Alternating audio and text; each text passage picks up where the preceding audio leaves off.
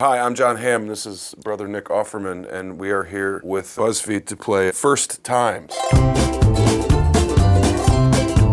First kiss.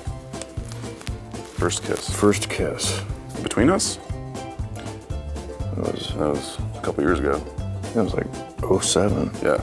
My first kiss was in the 7th grade, and it was in the middle of a street with a girl named Leslie. We sat in the middle of the street because that seemed like a thing to do. Yeah. It was a cul-de-sac. It wasn't like an active motorway. It wasn't like a dare or anything. That sounds really romantic. I'm betting a cornfield had something to do with this. I guess my first kiss was at the home of, and he would throw parties for the young teenagers. Mm-hmm. This is already sounding inappropriate. And there was a closet off his living room where people would pair off and be like, you want to go hang out? 7 minutes in heaven. There was a cute girl named Amy Baker, had a very big crush on her. And I was pretty nerdy. I wasn't smooth What age are we with the here? ladies. 8th grade. Okay. I got her to go in the closet with me and we kissed. And she was like, thank you very much. That'll be $400. And it still, it took me a while then to find my mojo, because I definitely Well, no one's got mojo when they're did 13. not win Amy Baker's heart. You're right. If you do at 13, you have peaked wildly early. First person you bonded with on set, I'm gonna discount the people I was already friends with. Yes. When we arrived, I'm gonna go with Jim O'Hare. Oh, nice. I was gonna say Pratt. Pratt I already knew. Oh, you did? Yeah. Okay. I met Pratt at a pool party at Justin Long's house years before. Everything about that sentence is amazing. And he immediately was intelligent and hilarious and friendly. And I said, if you don't screw up, I think you're gonna be a movie star. Turns out he did okay. So you're welcome. You should get 10% of that. I should.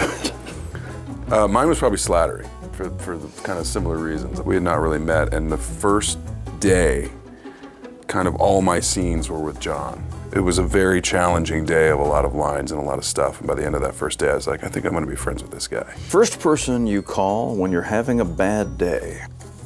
My wife and best friend, Megan Mullally. Answer is Ernest. Same person. She's actually really sweet to talk to, and I have her phone number. She is really empathetic. She just listens. Yeah. Sometimes you don't need a talker, you need a listener.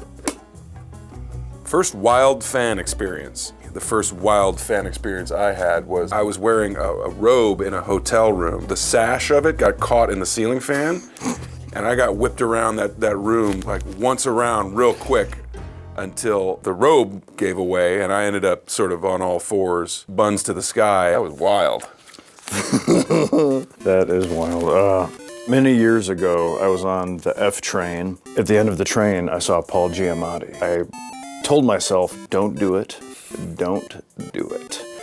And I went. Were you famous at this time? No, it was just during Parks and Recreation. Oh, so no one saw that show. I went down to Paul Giamatti and told him how good he was in this movie called The Hawk is Dying. I had just seen at Sundance. I immediately was informed by his face that I had made a grave mistake. Meaning that it wasn't Paul Giamatti, or that he was not good at that movie? It turns out it was Kevin Bacon. And he just was like, you got everything you're saying wrong. is wrong. Yeah. First celebrity crush. I'm gonna try and tell the truth here. Mickey Dolenz of the Monkees. Wow. He got in there before girls mattered. Mine has to be like, man, Farrah Fawcett. Sure. For sure. Up top. Did you have that poster? I was not allowed. I don't think I was either, but I found it. Which upped the crush. And I ruined it. First big purchase after getting your first major role. Well, here's the thing. People think that once you get a part in anything that you're set. That's not how it works. At least that's not how it works for guys like us. Honestly, my first major purchase was paying off my student loans and the debt that I had accrued over the 6 years after I got out of college before I really worked at anything other than being a waiter and a bartender. It still felt good to be able to be sort of debt-free for the first time in your life. It actually feels better. It's not as good of a story, but it feels better than what people would think they would like to hear, which is like, I bought a Lambo. Yeah, ice cream Lambo with the suicide doors. I learned early on in my career that each good job I got if I bought a machine for my woodworking shop instead of a bag of Diamonds. cocaine. Diamonds and cocaine. We cocaine is just crushed diamonds. We call cocaine diamonds in our house.